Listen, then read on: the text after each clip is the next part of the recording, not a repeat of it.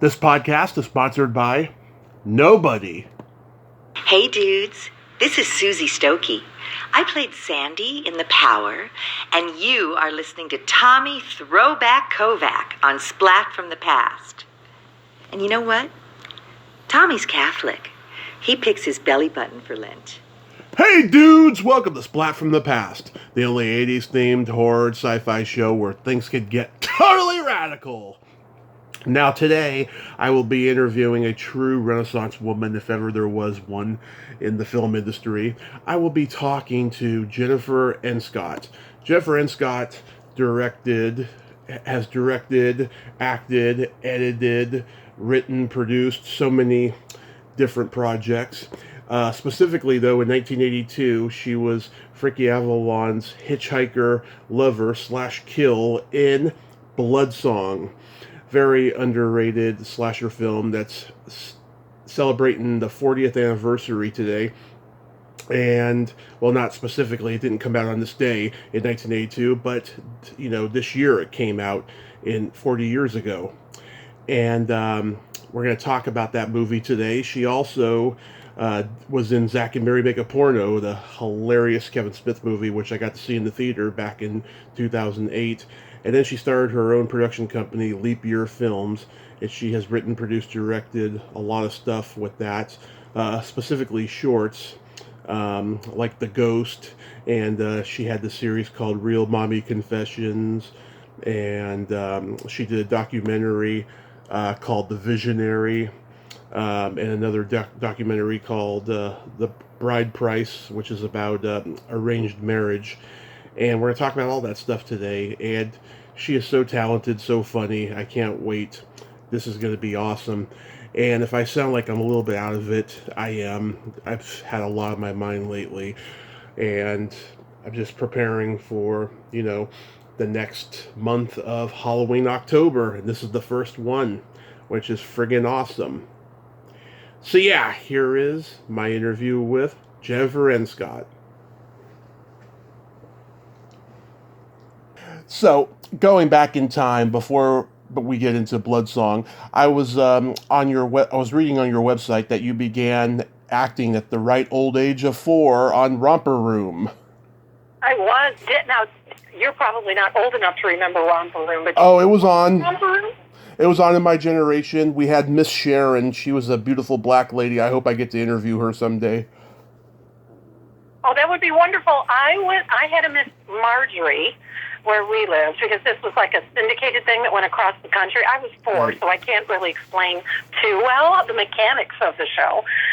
But I either my mother or the nice lady who lived next door, who was my mom's friend, somehow got me and the neighbor's son on the show. I have an awesome little photograph of us sitting on either side of Miss Marjorie.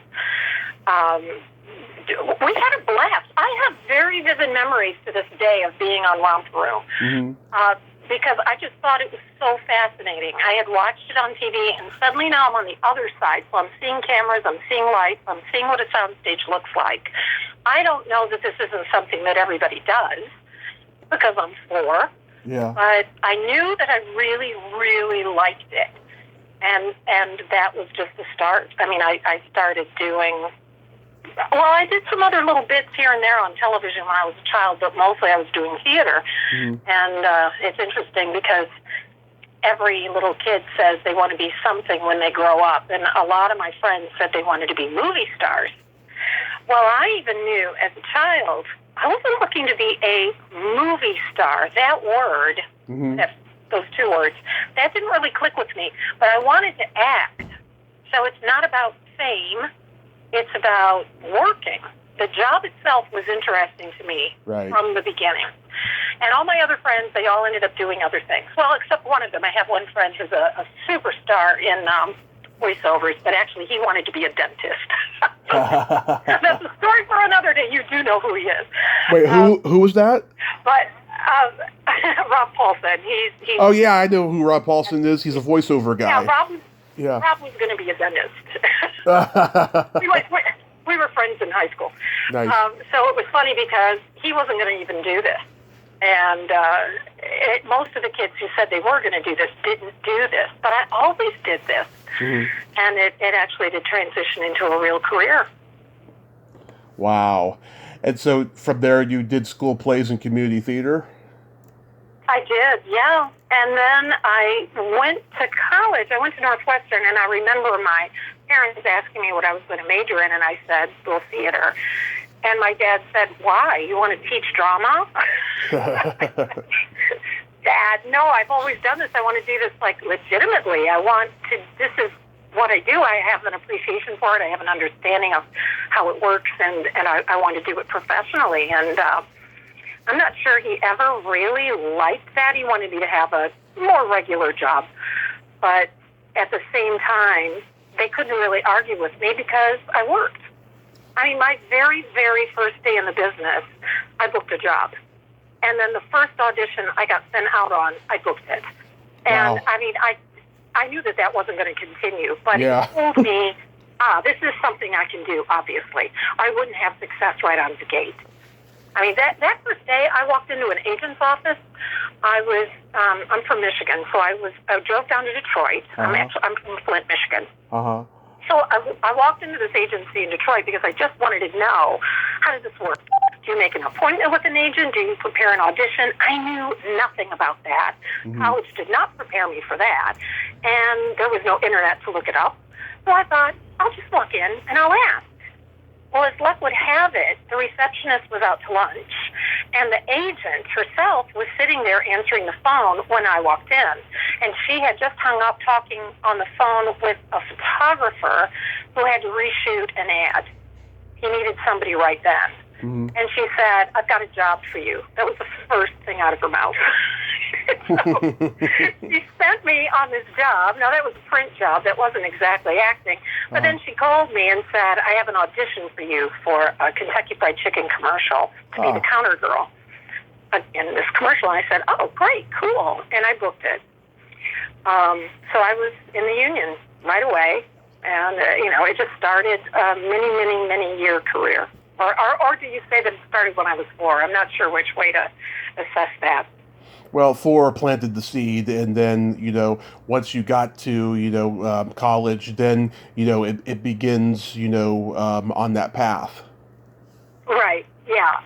Because really, the professional career started once I did my first union gig, which was, like I said, right away. And so I was in Detroit for a short time, just sort of saving up my money and getting some credits under my belt. And it's interesting because this was not a plan, but it turned out this way. When I moved to Los Angeles, I didn't have any trouble getting agents and getting going. And I had so many friends. I was taking an acting class. So many of my friends in that class couldn't get the ball started because they weren't in the union yet. And so I said, it looks like I did it the smart way without knowing. That was just lucky. Because a city like Detroit, they had union gigs, but they didn't have that many union actors. The ones they had already used so many times that to have someone new, they were delighted. And in Los Angeles, when you met a new agent, the first thing out of their mouth was, "Are you in the union yet?" As that was a requirement. At the time, I don't really know how things are now, but it was certainly true at the time. So I told people, you know what? Where are you from originally? Maybe go back there and start this there and then come back once you're already in the union and see if that works a little bit better for you. Did you have any other classmates besides Rob Paulson that went on to be successful in acting later on? Not from high school, but from that acting class in L.A., yeah, Jerry Seinfeld.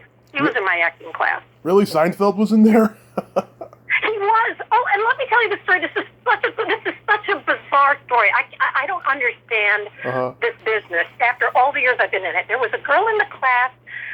I want to say her name was Susan. I think it was Susan, but her last name was Chaplin, as in Charlie's granddaughter. She was in that family. And she was the best student in the class, in my opinion. She was so good.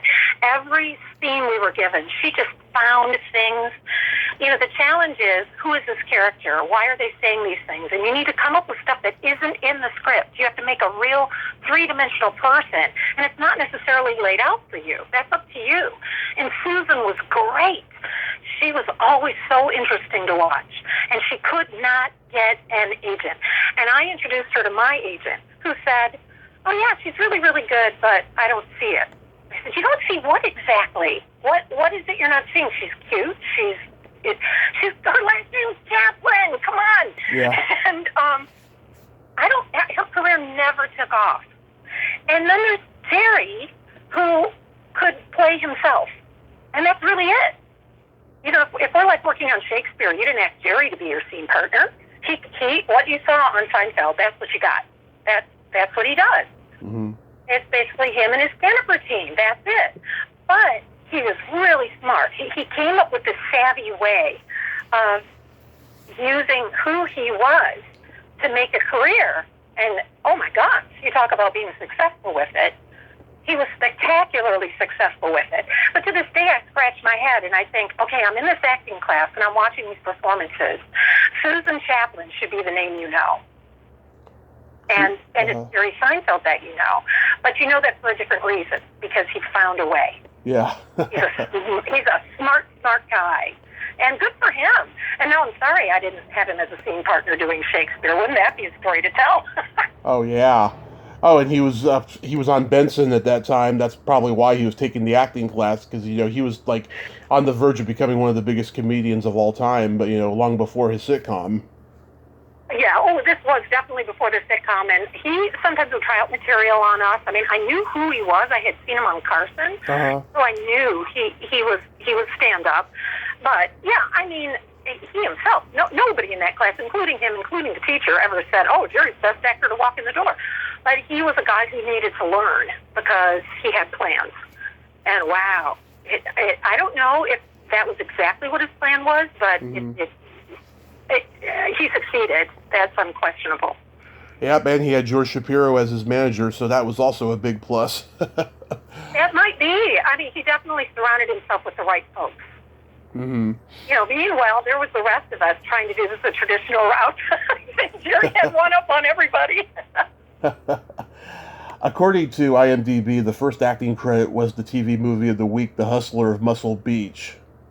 Oh, that's it. Yeah, I got a funny story about that one. So I got cast to play a lawyer in a scene where, I can't remember which one. No, I mixed it up. I got that one because I could roller skate. Mm-hmm. There was a picture of me, a print ad that I had done, and thank God for print. It kept me from having to wait tables back when, when things weren't going very well. I had done this print job where I've got the roller skates on and I'm doing all this stuff on Venice Beach.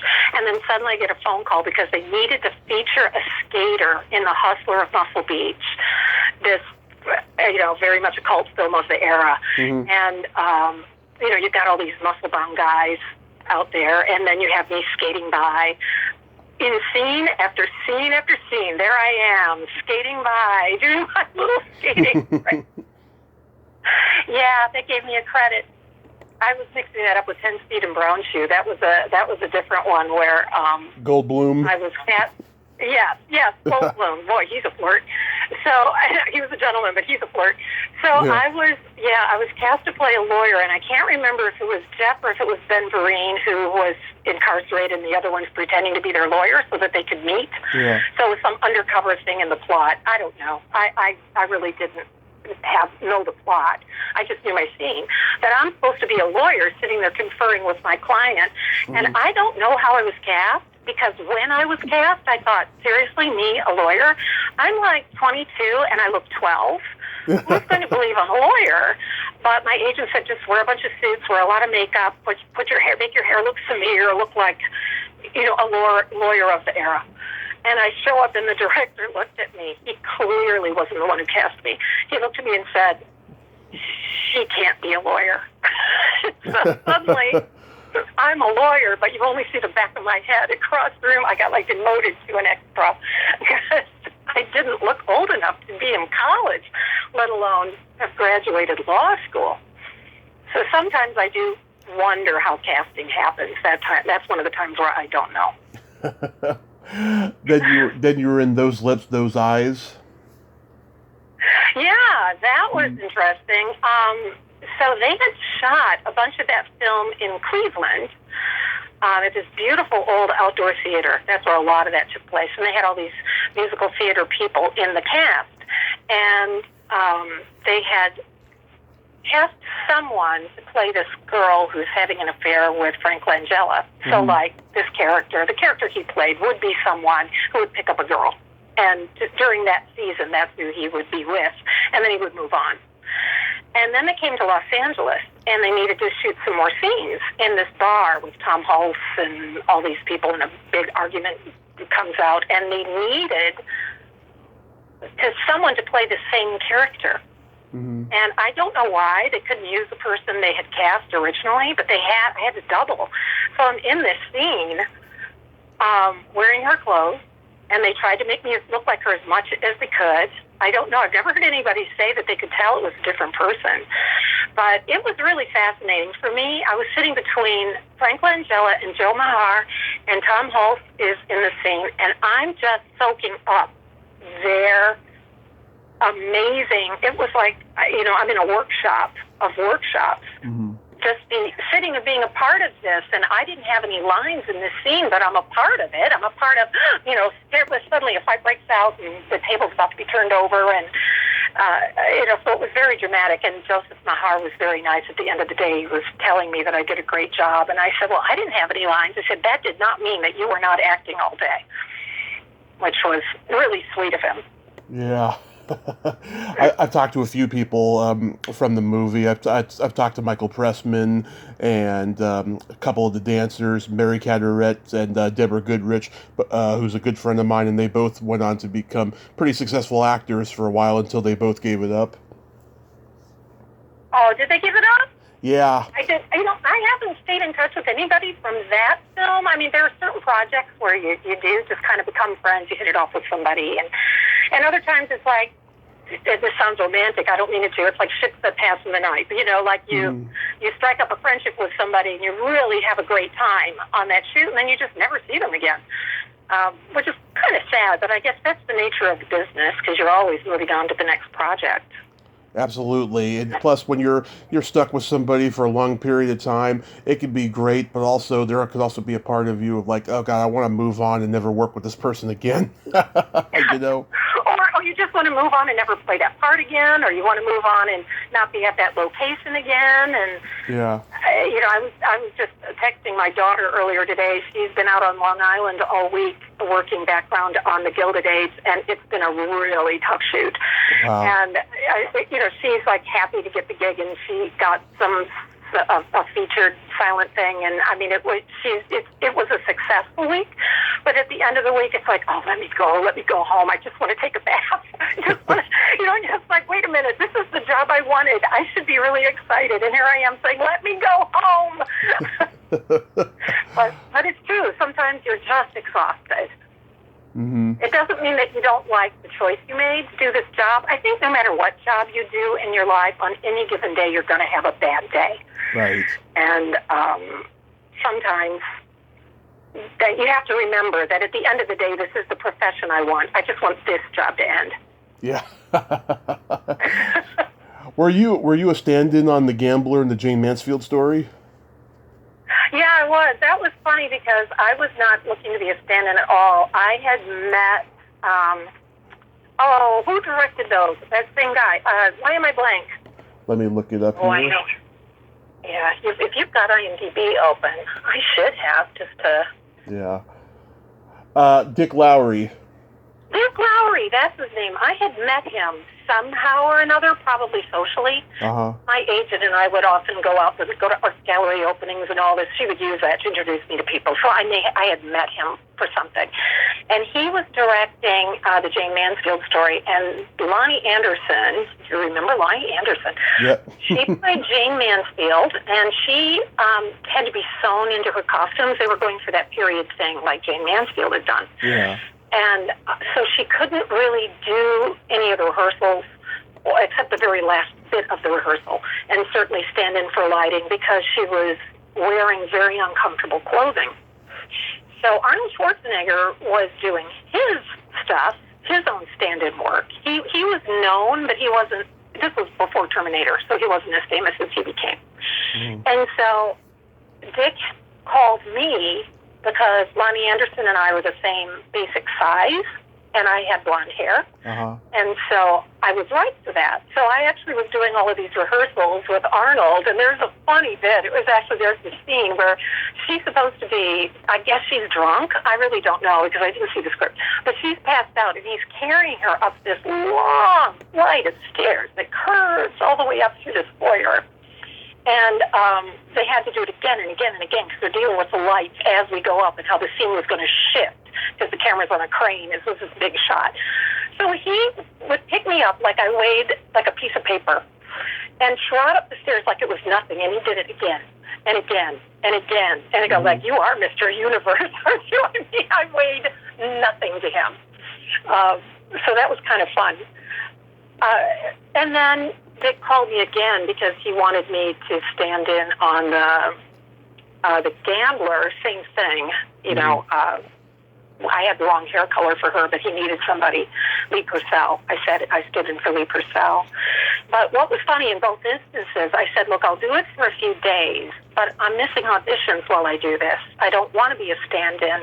Right then, I had probably the hottest commercial agent in L.A., and I was booking, Tommy, I had like 14 commercials on the air at a time. Yeah. That was not unusual. I made so many television commercials. So it's like, this is costing me money to be here, so I'll do it for a few days. And it was really fun. I learned how to play poker. I played poker with Kenny Rogers and Bruce Boxleitner, and we bet things like the Ladies' Virtue or My Old Horse or the farm. You know, we didn't bet any real thing. We just pretended we were betting stuff. And, I mean, that's a very cool memory to have. It sure is. Wow. Yeah. It was great. But what is the point of doing that for 6 weeks? I did it for a few days, and then they did find somebody who could take over. And I went on and told my agent, I'm available again. Yeah, I was much more interested in making money than just sitting around playing poker. Yeah, I have a friend. She made a pretty good living standing in the 80s and 90s. She was a stand-in for Julie Duffy on Newhart, and she stood in for some of the kids on Roseanne because she was really tiny, you know? Yeah. Oh, they will. Yeah, they'll do that. They'll find an adult who's small. And it can be a good living, but, you know, it doesn't measure up to a big national TV commercial. So, and there were so many of them. I would have 3 or 4 auditions every day. Of course, I didn't come close to booking most of those, but you don't have to. You just need to book every once in a while. And, you know, that's how I bought a house. So it is a very lucrative business, and I wasn't turning down a great role in a film or a play. I was turning down being a stand-in. Yeah. So it made sense. So how does Bloodsong come to you? I got an audition from my agent. They had cast someone. I was not told who. They had cast someone, and she dropped out. Huh. And so it was very last minute. And so they sent 2 of us over there, and we each just did the audition and left, and then I got the call. And that was such a fun shoot. We were in Coos Bay, Oregon for, I don't know how long I was there, at least a week. I was probably there a bit more than a week. I mean, they were there for the whole, you know, the crew was there the whole shoot, but actors kind of came and went. Well, Frankie was there the whole time, too, obviously, and Donna. We all became kind of a family. We were all staying at this hotel. Frankie would travel with his cousin, I think his name was Michael, who acted as his assistant.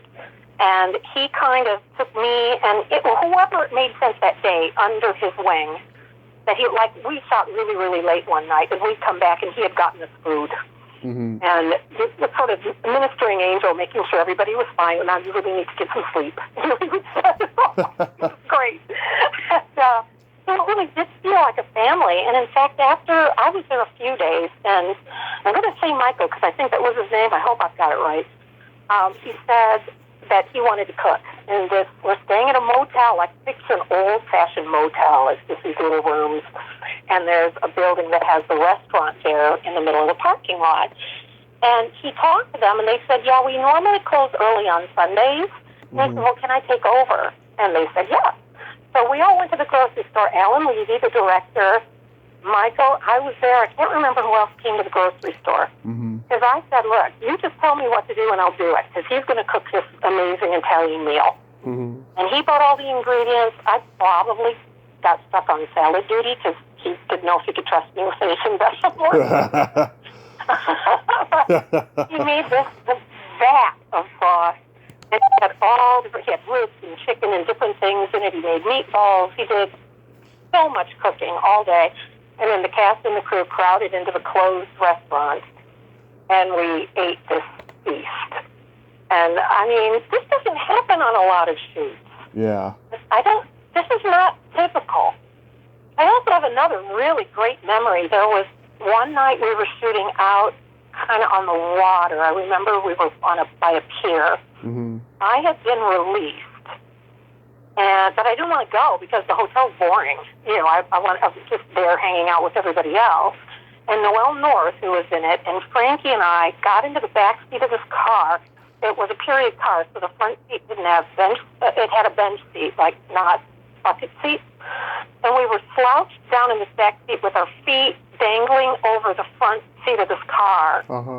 And I think Noelle started it. She started singing Venus, Frankie's big hit. Yeah. When 1950-something. And I barely knew the words. I didn't really know the words. So I'm kind of like faking along. She knew the words.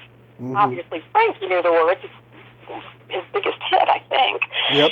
And so I have this memory, the three of us singing Venus in the back seat of a car in Coos Bay, Oregon. And then Lenny Montana, who was one of the producers, you know, Lenny Montana was Luca Brasi from The Godfather, you know, Luca Brasi's dishes. He was our producer. He stuck his head in the window and he said to me, are you released? Because I had the 8-hour turnaround. I said, yeah, I'm released. He goes, why aren't you back in the hotel sleeping? I said, because I'm singing Venus with Frankie Avalon. Are you out of your mind? I'm not going to go back to the hotel. Wow. That was a really nice memory. And then also while I was there, I got a wardrobe. I think it was a wardrobe woman. She came over and handed me a note. A little boy had written a note. He was a townsperson. They followed us around. This really was, for me, an exercise in celebrity, what it must be like to be very, very famous. Because I could walk down the street, people would drive by and scream, hello, Jennifer. Everybody knew who I was. It was kind of, I wasn't really comfortable with that. I don't really like that. I like being able to just mind my own business. Same here. This was sweet. It was a very young boy, and he wrote this note. He said, Jennifer smiled at me. I'm in seventh heaven. And he wrote it on a note and told her to give it to me. I have it in my scrapbook. Wow. That I liked. This was at the time when, you know, the Teen Idol and Beach Party heyday of Frankie had, you know, been long gone and his career was kind of struggling. It wasn't until 5 years later he did Back to the Beach with Annette, and then the next thing you know, he made a huge comeback on the nostalgia circuit. He sure did. Well, you know, it's sort of funny. He has a great sense of humor. Yeah. So we would be shooting, and like this one, he wears elevator shoes. I mean, you can't tell when you're seeing us work together because he and I are the same height, or I might be an inch taller. And so I would always sit as he was walking by or whatever, or he'd be on a box. But he had these shoes that had the insole that would raise him up. And he put them on once before doing a scene, and he goes, elevator up, and then stood up. So he could make fun of himself. And this one time, they're doing the scene where Donna Wilkes sees my severed head fall out of the garbage bag because he's burying my body. Yeah. And he tripped over his line, and he was trying to cover. He was just trying to recover from it because the director didn't say cut, so he's just trying to see if he can find a way to get out of the scene. And he could tell that it wasn't going to happen. This was a bust. This scene was not working. And in the distance, through the woods, you could hear the waves crashing. And he said, slipped up and went running toward the beach. Oh, gosh. Oh, and that severed head. Let me tell you, Tommy, I went through all that before I ever went up to Oregon. They sent me to these guys who do those casts of heads and stuff. You know, that's what they do. They make, I don't even know that they're always heads, but whatever it is that they do.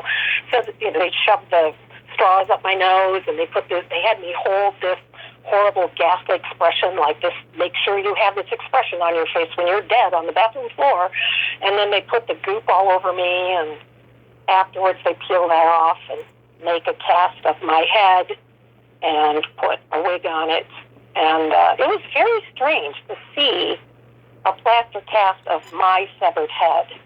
Yeah. That was freak. Yeah. Oh my God, it's hilarious. So obviously my character doesn't make it. We can just say that. Spoiler. Oh yeah, how did you feel about being naked? I didn't really care that much. It was funny because back in the days, I was so skinny. I was so skinny. I don't even know if I weighed 100 pounds. I was 5'7". And so I wasn't like my sexiest.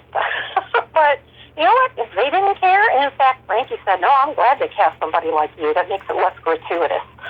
That we're not trying to look at the Playboy's centerfold. But that's the only time I did anything like that. Because I guess it's not... Back in that era, that was really common. You get a young, pretty girl and you have her be naked. Yeah. It's less common now. My daughter, coming up in a different era, she would definitely say no. Mm-hmm. But then she got cast on something not too long ago where she was going to kiss this guy, and I said, oh, I've kissed plenty of people, and I don't care. I mean, it doesn't mean anything. It's just a role. Right. But back then, it was a role that was very common. Oh, we've got to have the young girl be naked. She has to be. Yeah. Because otherwise, we won't get guys to buy tickets to this movie. Well, I don't know how many guys bought tickets to that movie anyway. It didn't have that big of an audience, did it? I mean, I never was aware of a big release. I know that it aired on television. That had to have been edited version, because my aunt and uncle saw it. And they definitely did not go to the theater. But you can't even find DVDs of it. Yeah, this movie I discovered on YouTube, years ago, and I don't know, how often it aired on HBO back in the day because I was too young. And, I mean, like all these horror movies from that time have a cult audience, and they all have, naked women in them.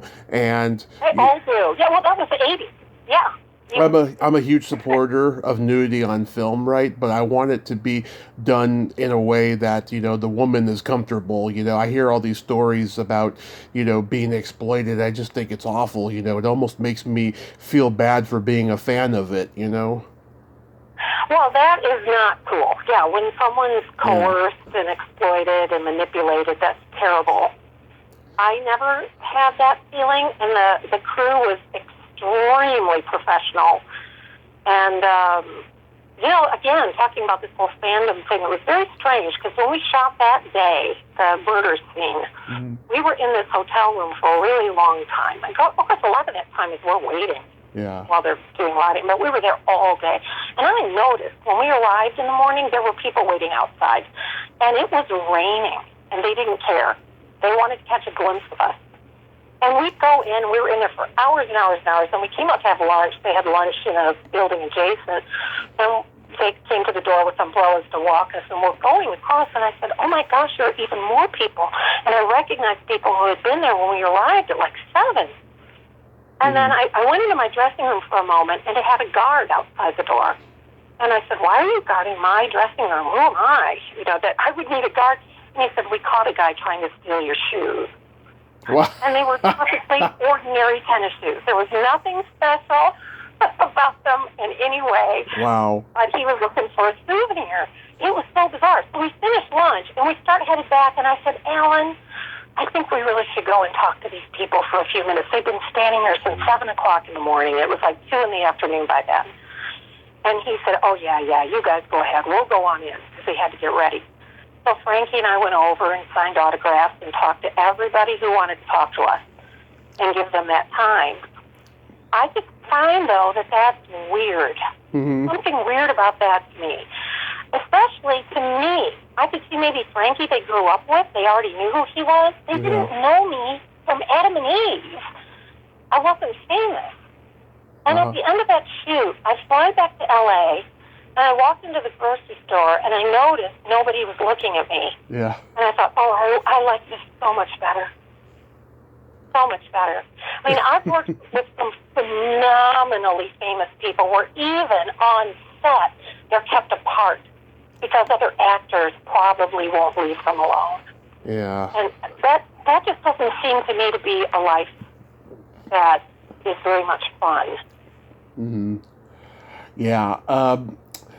James Fargo wrote the movie. He had directed some Clint Eastwood movies, and he even directed a cult classic later called Voyage of the Rock Aliens that I like. And Lainey Kazan sings the theme song, All in Your Mind. I mean, God, there's some like high profile talent in this little movie, you know? There really was. I mean, it was really interesting to me, and I thought Frankie did a very good job. I think I understand completely why he wanted to do something that was a total departure. Yeah. I don't know why it didn't get the boost behind it. Maybe even the production or the distribution company or whoever, powers that be. Maybe they thought, no one's going to want to see Frankie Avalon as an ex-murderer, so let's not even really try. So they really didn't try. But then, I mean, this whole nostalgia thing, and when he did Grease, are you kidding? He's still playing that. He's still playing that character, or I don't know when the last time was he did it, but, coming down the staircase, singing to the beauty school dropout. I mean, he went back to kind of his roots, and it's worked really well for him. I know. It's crazy. It must have been beautiful, though, there in Oregon. It was very beautiful, and we were there during not the prettiest time of year. I don't remember when we shot it, but it was damp. It was very rainy. That's not that unusual, but it definitely wasn't summer, because I remember we were chilly. It wasn't winter, so it would have either been spring or fall. Can't remember. But I love the woods, and I like beaches that crash into by the woods or crash under rocks. I'm not a lie out on the beach in the sand kind of girl. That's not my thing. Yeah. So it really, to me, it was ideal. And this small town, it had a charm. It was not a beautiful town, but it had a charm to it. I liked it. And the people were extremely friendly. I just found it bizarre that they kept following us everywhere we went. I don't understand that. But I don't think that's about them. I think that's more about that, like I was saying, that cult of celebrity. Yeah, I love it. After you two are laying in bed, you've got that smile of ecstasy on your face, and you're like, just as you promised. What a line. Yeah. I'm thinking, what did he promise? I didn't write that line. I'll tell you, that was not an ad-lib. That was back in the day. These days, they encourage ad-libbing in films. They did not then. Boy, you had to write it and say it as written. Yeah. It's great. I kind of like the ad-lib because you often add something that the director... In fact, I was on a film, Steven Spassky directed me in a film, and I said this line, and I said, "Put your seatbelts on," to my college-age kids who are leaving home. And he goes, would you actually say that to your college-age kids? And I said, I actually did say it to my college-age kids. And he said, okay, the line stays. You wouldn't have thought of it. So we all know how inaccurate IMDb can be, but after that movie, it's 26 years before Zack and Miri Make a Porno. What did you do for 26 years in between? Oh, well, I kept working. I was doing a lot of commercials, which does not show up on IMDb. Of course. And I was doing theater, and I moved to France. And I had a radio show there. See, this stuff doesn't... Yeah, IMDb just shows up things that are IMDb qualified. And I had a radio show there for English-speaking tourists, having to do with, like, travel stuff. and had a child. And I had my first child in California, second one in France. And then I moved to Ohio, of all places, because I'm not even from here. My father, who had been a GM executive, he had been transferred to Ohio. This was where my parents were. And they started getting older, and they started needing help. And so we kind of made a deal. So it would make sense. I would take over the house. They were moving into a condo, and I would be here for them in their old age. And it was great for them, too, because they had never had grandchildren near them. My sister either lived in New York or L.A., and I lived in L.A. in France. And my parents said, we have to listen to our friends who complain because their grandchildren are an hour away. I don't want to hear it. They're having to get on a plane to see grandchildren.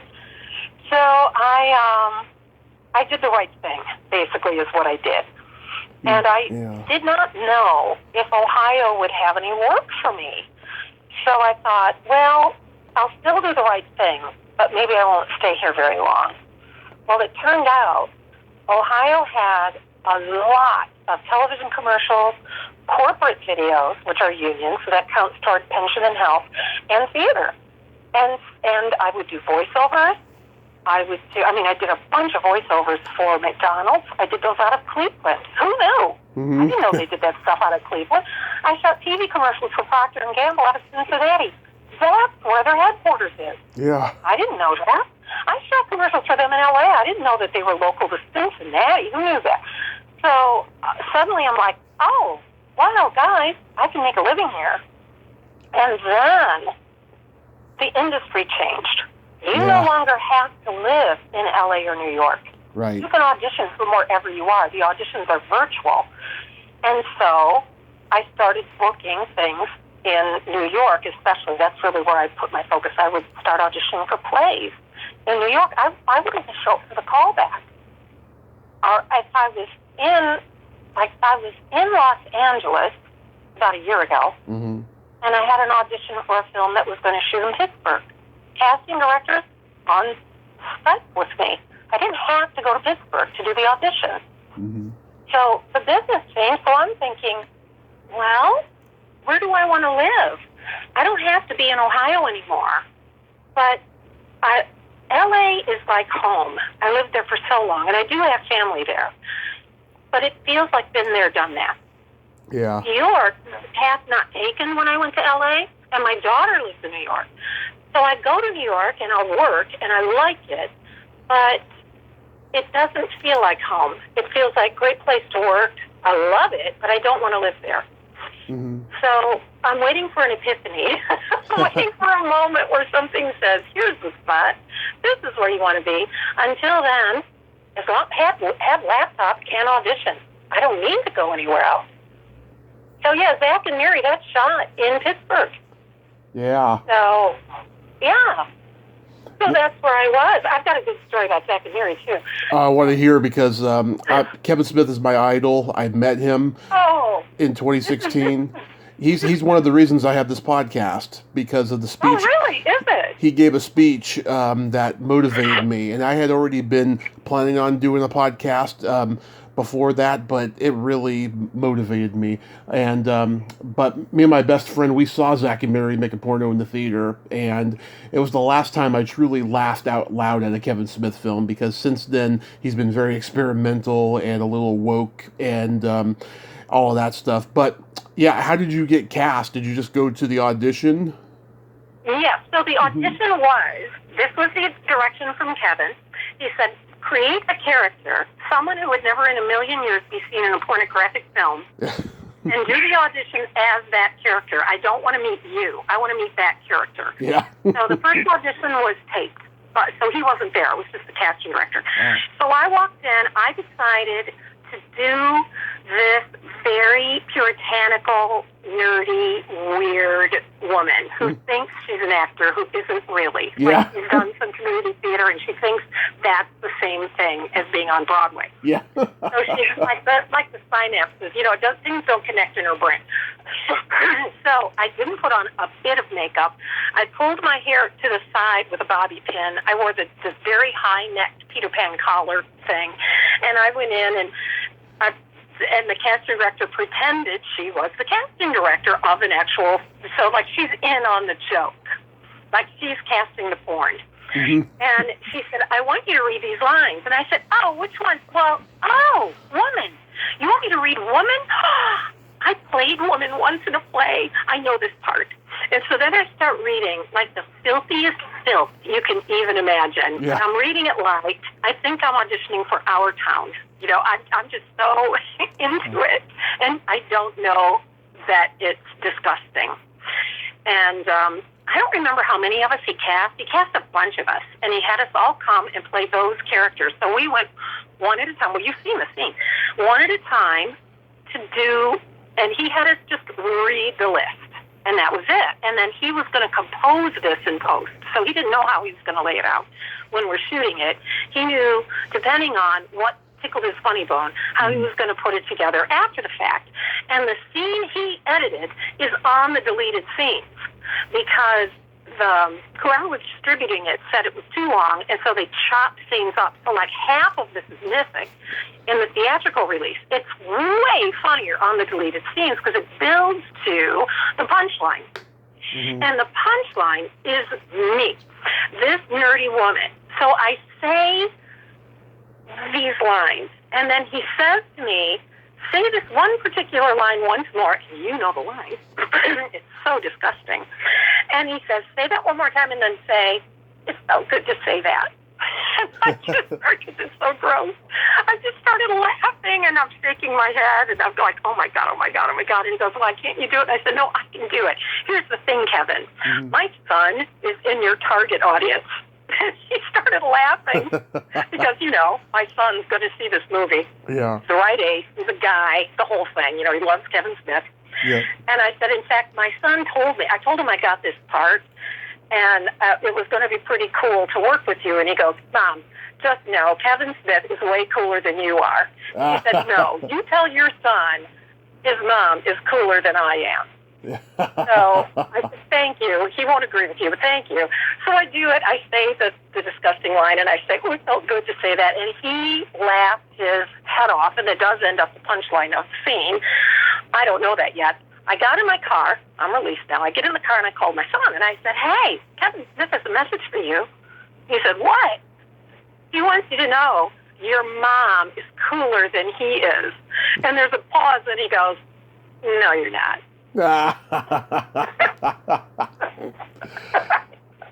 Oh my God. Yeah. That is so great. Yeah, you were so creepy in those glasses and that housewife slash, you know, spinster attire that you were wearing.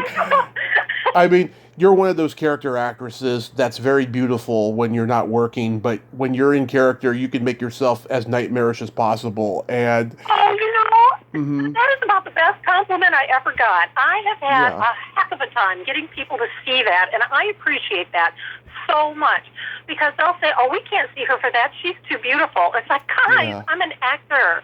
Let me play. I will gross you out. Really, let me gross you out. Because she's gross, isn't she? And a while after that, I got cast in a pilot called Diver City, mm-hmm. which is a play on diversity. The guy he had seen Zack and Miri, so he knew who I was. Yeah. And he had me wear he said, do you own that shirt? And I said, yes, actually, that was my shirt. He goes, you've got to wear it in this. It's a little Easter egg for those of us who love Zack and Miri. Now I'm playing a woman with makeup and my hair was up in a French twist and all this stuff. So she's kind of glam. But he wanted that same shirt just as a tip of the hat to Kevin. Yeah, I don't know if I sent you my bio, but in 2015 I had a really bad car accident and I spent 30 days in a coma. 1 year and 6 months later, I go to see Kevin do a screening for his movie Yoga Hosers at the San Jose Improv. My mom got me a VIP meet and greet package for my birthday, and she would never have been able to afford it at the time of my accident, but she had just started a new job at that time because we were both homeless for a couple of years during that period. And so I go to the show, and long story short, there was a shitload of delays. And Kevin, when he's in front of a microphone, you can't shut him up. He just makes all these speeches, to fill in the time for the delays.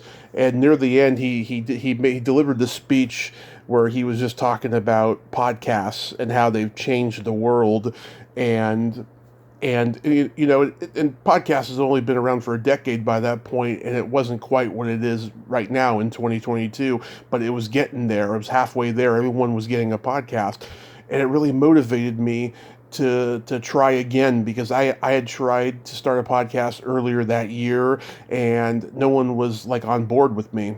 So once me and my mother got this apartment up here in Redding, California, there's nothing to do up here. So I started it, and, here I am 1,615 interviews later. Wow. He really inspired you. That is wonderful. I'm so sorry you went through that. It was the best thing that ever happened to me, because I wouldn't be talking to you right now. I was a lost soul. Well, that's just it. Sometimes you have to embrace what happens to you, whether you like it or not, because it actually is the better thing for you in the long run. And it sounds like that's how it's worked out for you. It sure has, That's wonderful. I'm glad to hear that. A happy ending is a wonderful, wonderful thing. And does Kevin know that he inspired you that way? Have you ever had a chance to tell him? He's a busy guy now, and so I've tried reaching out to him, but it hasn't worked. But I will tell you this. I interviewed a girl that he briefly dated early in his career, who ended up becoming his first employee at View Askew Productions, and she lives in one town over from me, and we became fast friends during that interview. We're going to get together soon and have lunch, and I'm going to tell her, about... I already told her that story, but I'm going to just, tell her, you have no idea the volume of the impact this man has had on me and my life, and it's going to be wonderful. It's like I have all these angels on my side. Clearly, and I hope that works out as you like. I hope he can get this message, because he is a very nice person. You're right, he's very, very busy, but he is a nice guy. I'm sure he would love to know that he was your inspiration. Yeah, and I did stand-up comedy for 10 years, and by this point I was on my way out of stand-up, but I told him that I had been doing it, and like he was a big influence on my writing. He said to me just before I left, in a very Silent Bob-like fashion, he said, "Hey man, don't give up comedy. The world needs to laugh." Oh, that's it. Well, and he's right. It's gotten me through a lot of dark times, that's for sure.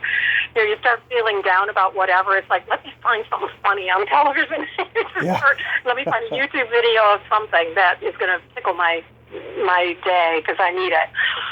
But no, that's a wonderful story, and I'm really glad that you've come out of it, and your podcast clearly is going well, and I appreciate being a part of it. It's nice. I was so surprised to hear from you, because, you really don't hear about people who know about this. I'll tell people, oh, yeah, I know Frankie Avalon. We did a slasher movie together, and they'll say, what? I know, it's crazy, isn't it? Yep. They strangled me. Well, the necklace broke on the first take, so that find another way to do. And then he cut me up. And then you were in a movie with Jerry Springer called The Winner Is. And the winner is, yes. Well, we didn't meet each other. We were in the same film, but we were not in the same scenes. And that one, so my commercial agent in L.A. is named Elizabeth Darling. She owns Special Artists. She's a very successful agent. Mm-hmm. I think now she just represents all of the overscale people. Every celebrity who does TV commercials is represented by Liz, probably. Mm-hmm. Liz is British. And this is how she answers the phone, or how she responds when you answer the phone. When she calls you, she'll say, "Hello, darling, this is Liz, darling." So her name is Liz Darling. "Hello, darling, this is Liz, darling." And it's almost like a catchphrase. So I got this audition to play a woman who's, she's like a handler for a candidate for mayor. and she's very into fashion. So I'm there to select her wardrobe and to style her and to talk about how the best way she should dress to be chosen as mayor. It's like the conceit of this film is they're running the election for mayor like a beauty pageant. And this young woman actually is a beauty pageant type person, and so I'm the one she hires to handle her. So I go in to do the audition, and I said to the director, could I make her British? And she said, why? And I said, because this character reads just like my agent that I had in L.A., who would say on the phone, hello, darling, this is Liz. She said, oh, my God, do it like that. And the character just struck me as like that, and so I read it that way, and sure enough, it worked. I got the part. So, yeah, Jerry Springer, I think he plays like the master of ceremonies. Yeah. Decide. I never saw it, but I was like, wow, I didn't even know Jerry Springer made another movie after The Ringmaster. Yeah, it was sort of stunt casting, and I thought it was very good stunt casting because his show was a big hit already, you know, with everybody breaking out into fights and what all. And it just sort of made sense that if you're going to take politics and have it devolve into a beauty pageant type scenario, why not have Jerry Springer be the MC? Doesn't that make sense? Oh, yeah. So we did not meet, unfortunately. How about the perks of being a wallflower? Well, see, that one, that's the one I was talking about when I said some people are so famous, they're like sequestered. Mm-hmm. So I did get to know Emma. I played Emma Watts' mother, and most of my scenes are not in the final film. I started out with like 5, and I ended up with 2. So I'm barely there in those 2 scenes because Lionsgate decided they didn't want it to be so much about the parents. They wanted it to be about who they called the Three Musketeers, which was Logan Lerman, Emma Watson, and Ezra Miller. I played Ezra's stepmother and Emma's mother. And so we adults kind of got eliminated as much as they could get away with. I think it makes sense from the point of view of who their target audience is, but it is a little weird because Emma and Ezra were supposed to have the good parents, and yet we didn't attend their high school graduation. What? We were supposed to have, but then in the end, we weren't there. It was just odd. I thought it was odd, but really the audience was young adults, so that part makes sense. But on that shoot, I mean, Emma was kind of kept apart from everybody. I mean, we spent some time together because I was playing her mom, so I had to get to know her. And we would, like, look in the mirror and decide, all right, yeah, similar eyes, but different color. You know, because it was funny. So I got the audition first. I'm playing a character, I'm auditioning for a character named Sam's mom. I don't know who Sam is. So I look it up on IMDb, and no, nothing's listed there. I look it up on just the internet. I Google the perks of being a wallflower, Sam, and I read that Emma Watson is in talks to play Sam. And I thought, I think all I have to do for this film is show up. I mean, they're going to cast the mom who looks the most like her. I'm the right person, and sure enough. Now, to be fair, not to make it sound like it's just looks, Steven Spassky had written this awesome scene for Sam's mom. It was a very emotional scene between Sam and her mother, which is not in the film. I'm sorry to say. It was a good scene. And I had the chance then to strut my stuff at the audition. And Stephen very kindly said at a book launch for his wife, which coincidentally was run by my daughter, who used to run book launches at Stray Books in New York. So that was a very incestuous business. So I saw him there, and he told all of the people who were there that I had done this wonderful audition for him, and it broke his heart that it wasn't in the film, but that was just the way that Lionsgate thought, so it's not there. Oh. But I had the chance to show that, yes, I can act. It's not just my face. But, yeah, I definitely got the job because Emma Watson looks like, I look like I could be your mom, right? Yeah. Yeah. So I was for a few days there. And it was really fun because my scenes were in our house.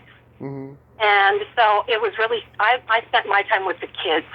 I did not meet Kate Walsh. I did not meet Paul Rudd. I didn't meet the other adults in the film. Right. I just knew the kids who were the leads, and then the second tier of the supporting kids, because we were all hanging out in the house. Yeah. And that was fun. That was definitely the most successful film I've been in today. It still resonates with people. I talk to people now, and they'll say that was my favorite film of my whole life. Really? Wow. I was a wallflower in my younger years. I'm very shy, and people wouldn't realize that because I come off so confident on the podcast, but I'm very shy. Well, a lot of times shy people come across as extroverted because that's kind of your defense mechanism. Right. I think I come across as extroverted because I'm an actor, and I've auditioned for 9 million things by now, and so I'm just used to putting myself out there. It doesn't mean I'm comfortable with it. Mm-hmm. And so I really do understand that. I understand sometimes it's not your nature, but it's just what works for you. And, here our conversation is over the phone. If you were in a space in a big theater and you had to walk out and talk to a bunch of people directly, you might have a harder time doing it. Yeah. But you're totally doing it over the phone. And one does not mean the other. They're different. They're different things. One of the things I talked to Emma about was the fact that this was her first film after Harry Potter. Uh-huh. It wasn't the first one released after Harry Potter, but it was the first one she did. And I just thought it was a brilliant move to do something so totally removed from Hermione. Yeah. For her to put herself out there to show, for better or worse, you may like me, you may not like me doing this, but I don't want you to just see me as Wizard Girl. So you and Andy Gardner formed Leap Year Films in 2011. How did that come about, and where did the name come from? Oh, well, the second question is the easiest one. Andy's birthday, February 29th. Oh, okay. So he's a Leap baby. And so how this came about, so Andy was it started out, I wasn't going to be involved. We had each done some indie film stuff. Yeah. But just as individuals. He was doing a lot of work as a freelance cinematographer. He did so much work this one year through this one company. It was all through the same production house that he got a phone call. I don't know if it came from the IRS or who it came from, but they said you either need to incorporate or you need to get on staff. We can't have 1099s this big. Mm-hmm. So he said, well, I guess I'm going to incorporate. So we called it Leap Year just because that's his birthday.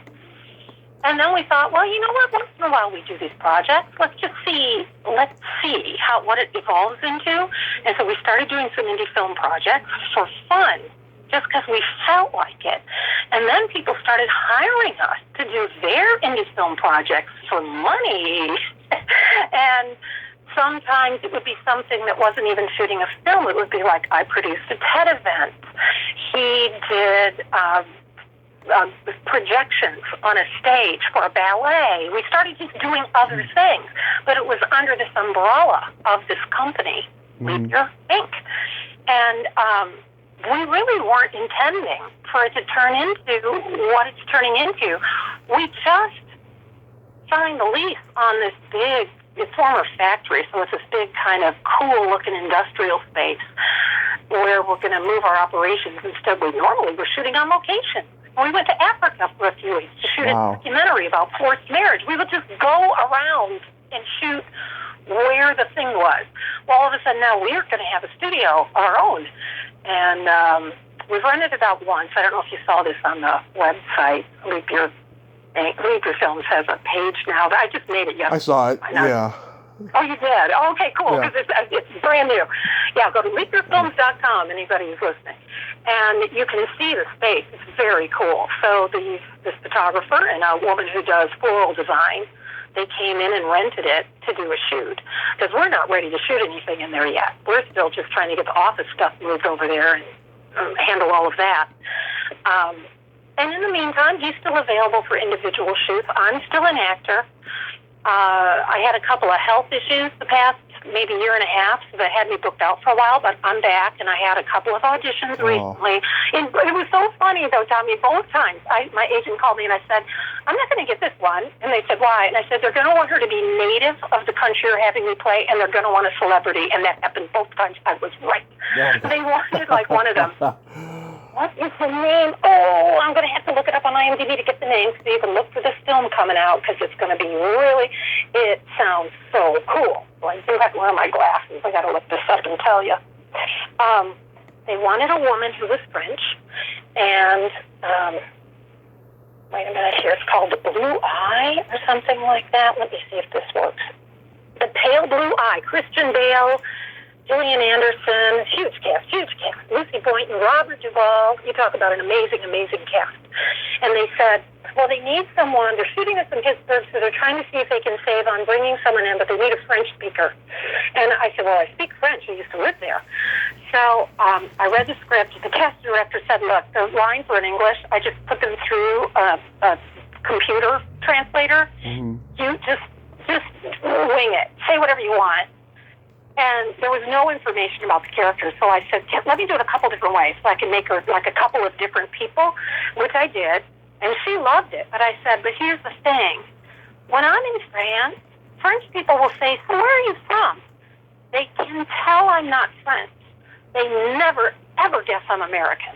So my accent's pretty darn good, and that's because I learned it there. But I must give it away somewhere. They typically guess that I'm German or Swedish, but I mean, that's my ancestry. Yeah. That's what they're going by my face. They're not going by my accent, but no one has ever guessed American. And I said, I think they're going to want a native person in the casting work who is not only native, but she's famous. So, that's going to help. She really does fit. But I mean, at least I'm back. I'm not out sick anymore. I'm back and I'm auditioning for things. Oh. But now, yeah, it's nice to be back. You know what that feels like, don't you? Yeah, oh, absolutely. I mean, we're at this point now where everyone's having health issues. Partially it's because of the pandemic, and partially it's because of just life and nature, Well, that's it. It happens. I mean, I always had a little problem, but it wasn't that big. And as I got older, I mean, it's 40 years since I shot Bloodsong. I'm up there. It flared up, it got worse, and it made it hard to walk, and it made it hard to do anything, and I had to have a couple surgeries, and I'm doing really, really well. So, I mean, otherwise I wouldn't have been able to audition. But I just, I'm hesitant to, audition for a play. I certainly don't want to play where there's physical comedy. I don't want to tempt fate. But I know I could be on set now. I could do that now. But in the meantime, I've been doing a re-edit of the Forced Marriage film. Mm-hmm. Right. It finished its film festival run, which was very successful. And there's interest from, so far, one PBS station has said yes, but there's interest out there from PBS, which I think The Bride Price is the name of the film. I think it is a really good vehicle for PBS, or PBS is good for it. I'm not sure which. Yeah. But they wanted a few changes. So that's what I was working on, changing that. So honestly, that's what I wanted to do. I wanted to get that done. So the fact that I had a couple of auditions is just right. Just a couple. I don't want to be too busy. I want to get this finished. I'm a filmmaker now. I got other kinds of deadlines going on. I'm not just acting. It must have been a real toe curler to delve into the subjects of the documentaries you made. Yeah, I'll tell you, it was. And how this happened was sort of interesting. I knew that my father was a secret philanthropist. That was just sort of his thing. Mm-hmm. He never liked shining the spotlight on himself, but he liked making changes in the world. But what I didn't know was the extent of what he did until after he died, and I had to write his obituary. And, well, he had kind of written his own obituary, but holy smokes, it had nothing on it. Because, again, he kept himself hidden. And I knew that wasn't good enough. He had been a pretty big deal in this community, and people expected to read about it. So I sort of sent out an email to every mover and shaker that I knew in the area. And I said, okay, here's what I know. And I made this bullet point list. Mm-hmm. please tell me what I don't know, and be quick about it, because I have to write this obituary within the next couple of days. And I tell you, my jaw was on my desk. People started writing. They knew the projects they worked on with him. Nobody knew all of it. They just knew the bit that they knew. And so I compiled this obituary. It went on for columns of the newspaper. There was so much he did in the world. And one of the things he did was fund the building of a community center in the middle of rural Malawi. Malawi is a country in southeastern Africa, where they had an AIDS epidemic. And that was followed by a drought.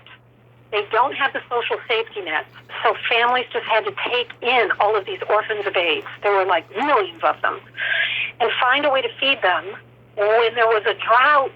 And these are subsistence farmers. So my dad was instrumental in helping them create a place where they could gather the kids together and feed them. And I'll tell you, Tommy, it started small, but they are now feeding 1,200 children every day at Enskat Hall in Malawi. Oh. In the Dad. Isn't that cool? It is cool. Yeah. So time went on, and some of these kids started growing up, and this girl got sold into marriage, this girl, Alanafe. And she had a high school scholarship. High school's not free there. She had a scholarship, so she had plans for her life. She wanted to be a nurse. She was bright. She was outgoing. She was a lovely girl. And all of a sudden, she's going to marry a total stranger, 20 years older than she is. Her uncle had made this arrangement so he could get a little money or a cow or what. I don't know what her bride price was. And these people were devastated who were working at this feeding center. And they contacted me because they knew who I was. I had done some fundraising videos for them and stuff, Leapier did. And so they said, is there something you can do? And I said, well, yeah, I mean, I know how to make a film. That's really all I can do. And they said, that would be great. Because what we need help with is changing the culture. We want a film that we can take around the country and help change what's happening. So I did my research. I told them who I wanted to interview. They got me all the interviews. My friends there are extremely well connected. I got everybody I wanted. And we did the fundraising and got our crew together. And we went to Africa for a few weeks and met this powerful chief who's been canceling marriages right, left, and center in spite of death threats. And wow. I mean, she's a marvelous person. And you know what was funny? I'm sitting there in her office. We had done our interview, and now I'm in her office, and we're just chatting. And she said, I want to show you something because I'm so proud. And she opened the drawer, and she took out this beautiful crystal award. She said, I got this award. It was from the United Nations, and their ambassador of the arts or something, cultural thing, came and presented it to me. It's a young woman named Emma Watson. And I said, she's Kishimoto, I know her. I played her mother in a movie. Yeah. And she was so surprised. I said, yes. Emma's one of my kids, one of my mini kids. Oh, that is so cool. It actually met her, so Emma and I have both been there. That is so cool. Yeah, I watched The Ghost last night on YouTube. Oh my God, I saw your comment. Thank you. Yeah, I was on the floor. I was cracking up. Oh my God, you really tickled me. Thank you. That was one that we did for fun. My daughter wrote the script. She was in college at the time. And she's also the girl who comes out at first when, the guy's walking down the street and talking to the ghost or something. This woman comes out and she goes, what? Looking at him, she's got like this snotty face. That's my daughter. So, she had written the script and I thought, this is really funny. I want to play this part. I can't. This is great. Thank you. So we shot it and we ran into one problem. My makeup, when I'm outdoors, the makeup I came up with, so that was a mixture of blue eyeshadow, very white powder. I mixed it together. You only see my face and my hands. I did that on purpose. I had the blouse. It was really high and long sleeves, high necked. So it wouldn't be that hard to do the makeup. So that looked great. But when we were in post, suddenly it didn't show up when we were indoors, especially when we were shooting day for night, the scene where the guy and the ghost are in the bedroom. I didn't look ghostly at all. So Andy did separate color corrections. He had to isolate my face and hands in every single frame, cut them out, and color correct them separately. Every freaking frame of that film where the ghost is not outdoors. He had to do this special work to make it work. But it did. We won this really nice award at a film festival. I'm not going to remember what it said, but they said it was, it had to do with the spirit of entertainment. But because this isn't your typical film festival fare, you know, usually, especially with horror, they want it to be bloody and gory and all this stuff, or at least the subject is supposed to be serious. This is a comedy. Yeah. It's a horror comedy. Now, interesting, you start to see that category at film festivals, but you didn't then. This was a good 10 years ago, maybe. Yeah. But we had a really good time. I also made a little clip fest of outtakes, because our outtakes are pretty darn funny, too. Oh, yeah, they were. I watched them. Yeah, that's one of those times, if I'm feeling down, I'll just play the ghost outtakes and laugh. Like when the guy gives me the finger because I one-upped him in a scene. Obviously, we couldn't use it. That's so funny. I watched some clips of Real Mommy Confessions. How did that come about? So we had a partner in that who you see in some of those, Bianca. She, so you talk about how incestuous this business is. So the guy in The Ghost, the guy I'm haunting, he is an actor and director. He directed a production of Hairspray.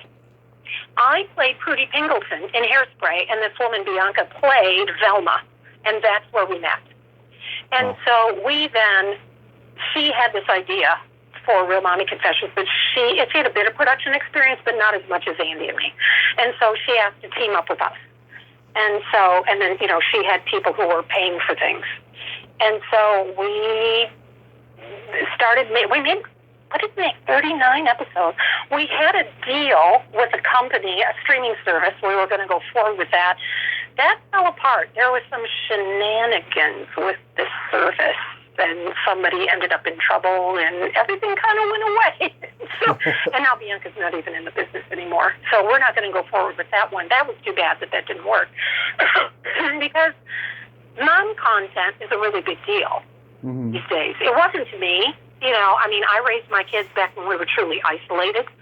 But now, with the internet, mom content is very popular, especially with moms. Oh, yeah. You see, comedic slices of life. And there were some really good actors that we got who came in. There was a young woman named Erin Wilhelmi. She was going to do an episode with us. I met her in Perks. She played Alice in Perks of Being a Wallflower. And she was going to play my daughter in an episode, but she was doing The Crucible at the time, and she was going to go on as Mary Warren on Broadway. Yeah. So she had to cancel. But Jack Mulcahy played my husband in that episode, and I mean, good grief, Jack Mulcahy, he's got a great resume. He works all the time. We had so much fun crawling around on the dining room table. Yeah. Acting like teenagers. Yeah. So my mini husband. There was a clip that I could really relate to. The one where the married couple are trying to make another baby, and the kid comes in, and oh my God, that sort of happened to me once years ago. Did that happen to you? That's the one I directed. Yeah, that was so, you know, I wore many hats on that. So I produced all of them, and I edited all of them. Sometimes I'm an actor. Sometimes I was a director. Sometimes I scouted locations and did casting. You know, it was just kind of whatever I had to do that time. But that one, that was one I directed. And that guy who plays the dad in that is an actor that I did a production of Chicago. I played Roxy Hart, and he played Billy Flynn. So I knew him quite well. And they were saying, who should play the dad? And I said, oh, I know who should play the dad. I have a Rolodex in my head. I know. It's funny because once in a while actors will say to me, oh, remember me if you're casting something. I said, don't worry. I remember everybody I've ever worked with. And if I don't call you, it's just because something wasn't right for you. I don't need to hold casting calls. I know who I want. Just pick up the phone. Yeah, I was dating this woman at the time. She had 2 kids. One was 11 going on 40. She was very smart. And then the other was like 4. And she took me to her place, and she had a bunch of relatives there too, I remember. And we decided to sneak away and have a quickie. And we did, and the daughter, she peeked her head in, and I saw, but then she was like, "Oh nope, that's not going to happen," and then she she went away, and the mother was just so focused and enjoying what was going on, she didn't even stop or realize and stuff, and we got to the happy ending there and stuff though, but it was really awkward, so like I could relate when I saw that. Yeah. Yeah, it's funny, when that came out, because we were really trying to appeal to everybody.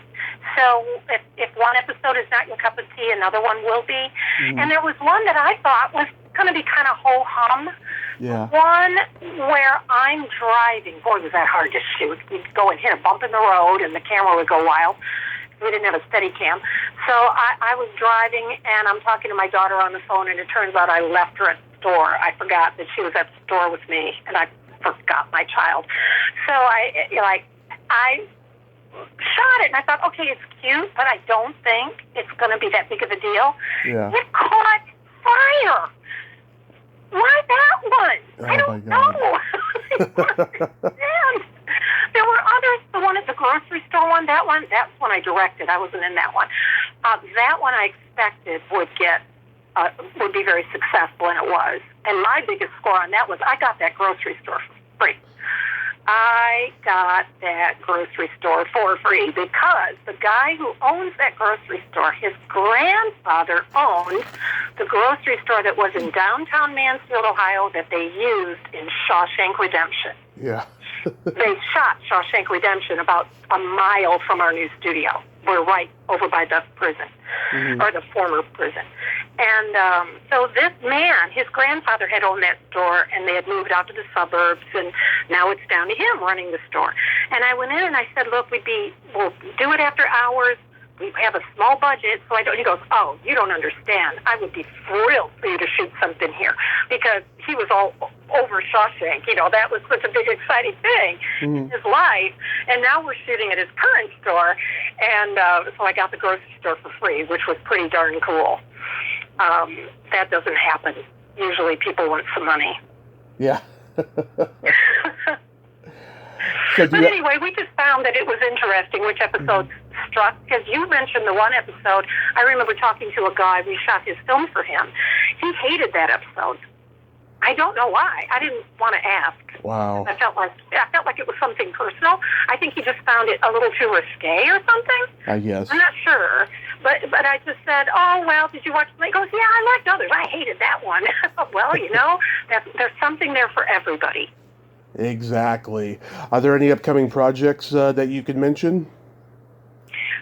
Not really. It's interesting because everybody's asking me, what are you going to do next? What are you going to do next? Well, because we are working on the studio right now, we want to get in there, and we want to start a film school. So that's kind of our focus at the moment. However, I was at a film festival last winter for the bride price, where I will toot my own horn. I won Female Filmmaker of the Year. Very exciting. It was Austin Revolution Film Festival, and I was really honored to get that award. But anyway, while I was there, I was talking to a friend of mine who also makes documentaries. She is right now finishing up a documentary about the women who have disappeared off of Indian reservations throughout history. It was a very, very serious subject. And so she said, when we were down in Austin together, she said, we need to do a project together. We could do some damage if we did a project together. And I said, you know what? I love that idea. I love it. Tracy Annarella, that's her name. I said, Tracy, I love that idea. I would love to do that. So we don't have a project in mind. She's busy working on one right now. Anyway, I need to get the school going, which involves grant writing and all that jazz. But unless my agent calls with some audition that interrupts everything, maybe something with Tracy is next. I don't know. Well, I think that, everything that you do is so great. I think whatever you can come up with, it will come to fruition.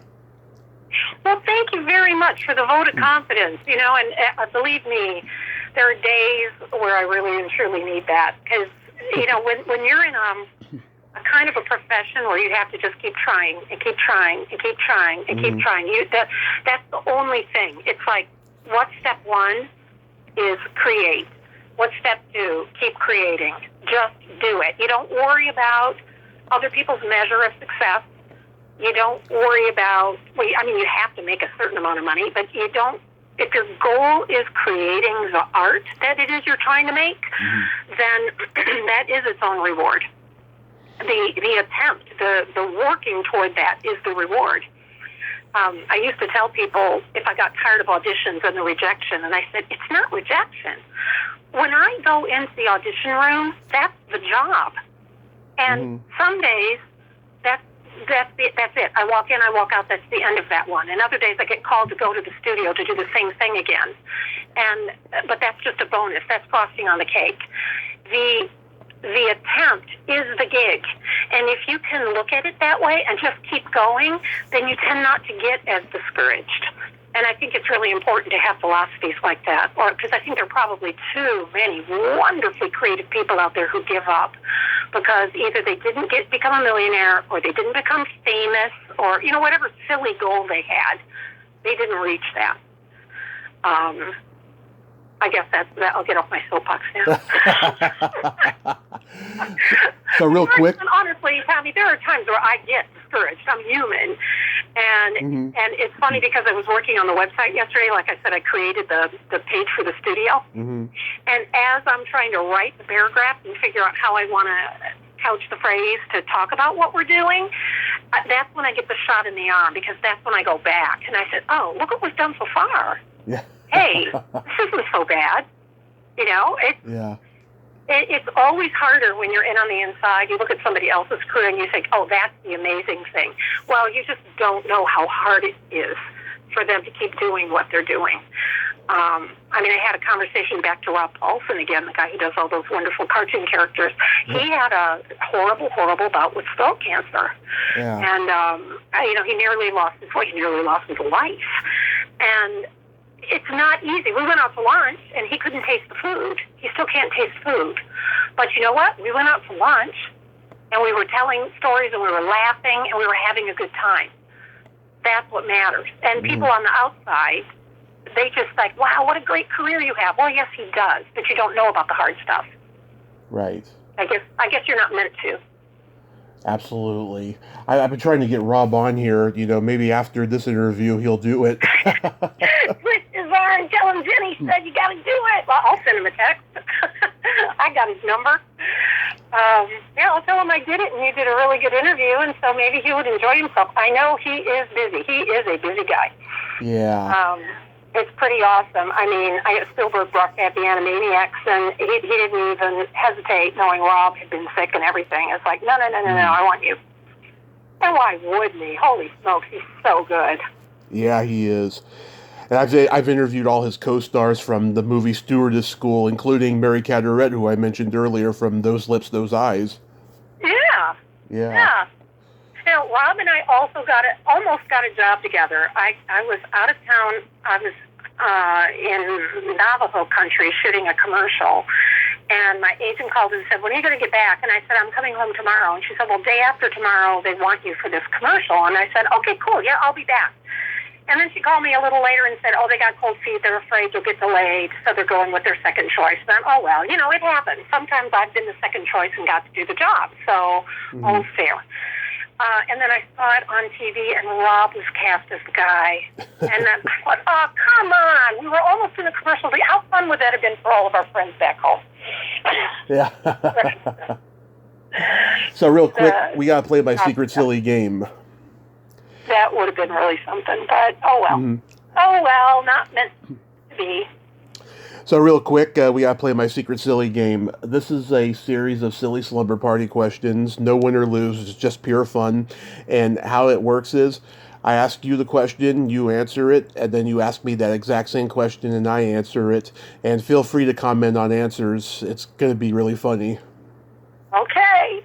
Jennifer, are you ticklish? Oh my God, yes, my feet. Mm-hmm. So, Tommy, are you ticklish? I am very ticklish. I enjoy being tickled, but if you tickle me without warning, I will hit you in the groin. Oh, I might hit you in a similar place if you go near my feet. So there, we're equal. What's your favorite part of the body? It could be anything. Well, that's a good question. Do I have a favorite? I can tell you which part is the least favorite of mine now because of all the trouble I've been having, but that's not what you mean. Oh, you could still tell me. Does the mind count as a part of the body?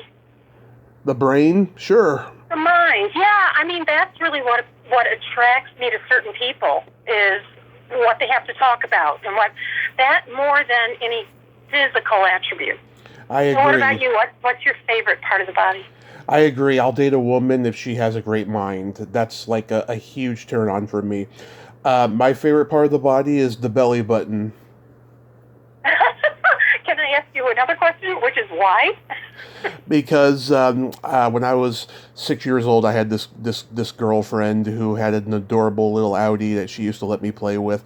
And by the time we got to junior high, we drifted apart, and we went to different high schools. And she's always been kind of the girl that got away. I tried to get in touch with her years ago, but she was fucked up on drugs, and she was in a loveless marriage by then. And so whenever I see a belly button, I think of her. Aww, that's really sweet. Yeah. What color are your toenails painted? Oh, I have to take my socks off. Hang on.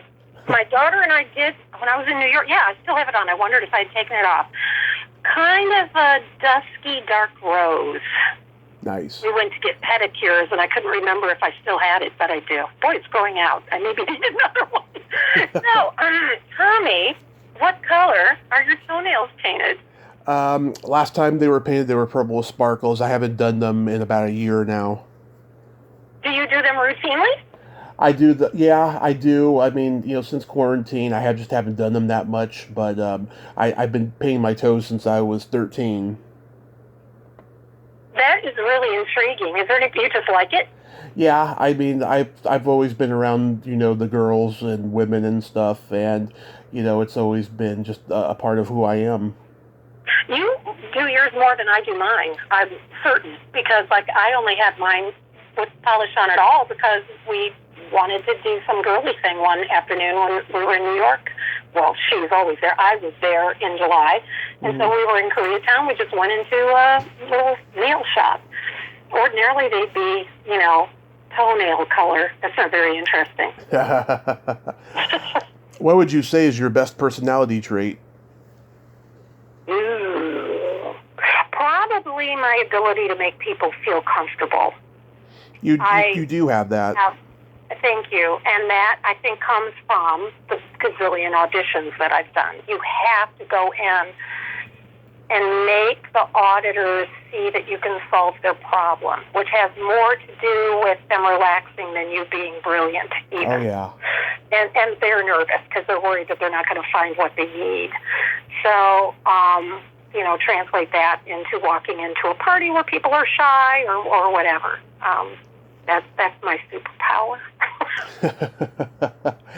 my best personality trait, I have empathy and I have no filter.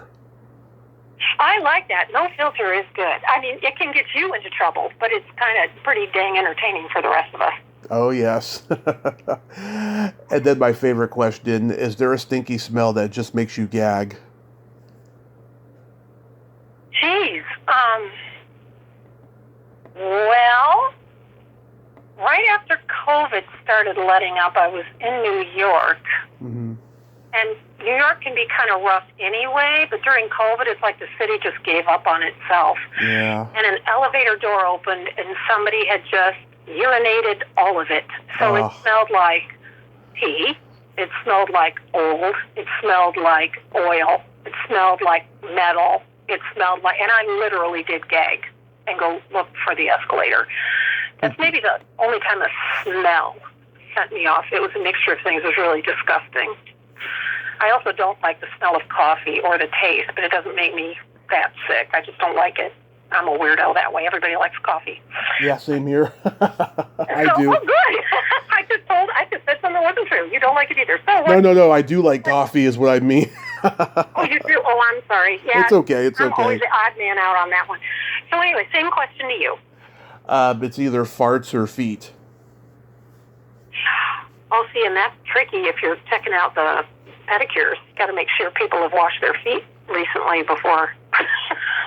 I've never really had that problem, I mean, by the time it's my turn, everyone's pretty much clean, Yeah. And don't the farts depend? I mean, some are worse than others. Yeah. I have a joke for you. Okay. What do you call a boy that doesn't masturbate? Who's going to be master something? I don't know. A liar. Oh, a liar. I'm actually trying to do a play on words. You had a much easier answer. Yeah. Jennifer, thank you so much for coming on today. You are so much fun. You have such great energy, and you're just a fantastic person. I can just see that. Well, thank you so much, Tommy. I really appreciated this interview. Like I said, I hadn't even remembered. It had been 40 years since that particular job, but it's nice that it's being celebrated as remote as it is, and most people don't know about it. Mm-hmm. But you really do a nice job interviewing, and I appreciate I appreciate the whole experience. Thank you so much. Oh, thank you so much. Yes. And let's keep in touch and have yourself a happy holiday season and be safe out there. Thank you. Same to you. Good luck. Thank you so much. Bye-bye. Bye-bye. Well, there you have it. Jennifer Enskat. Ain't she a sweetheart? Oh, what a great lady, huh? I love her energy. She's so bubbly and so awesome and very inspirational. I'm glad I got to talk to her today. Well, until next time, this is Tommy Throwback Kovac saying, there's no shame in living in the past, because the present sucks. Later, dudes.